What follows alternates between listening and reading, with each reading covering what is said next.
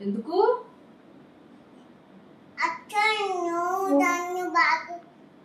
ఎందుకు మాట్లాడుకోసి నేనేం చేశాను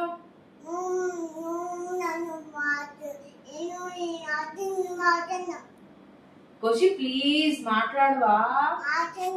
ఎందుకు నేను తిట్టలేదు నిన్ను నేనేమి అనలేదు నిన్ను నేనేమి అనలేదే అసలు నిన్ను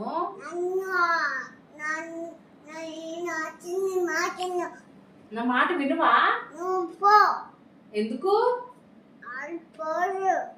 మాట్లాడవా ప్లీజ్ ప్లీజ్ ఓకే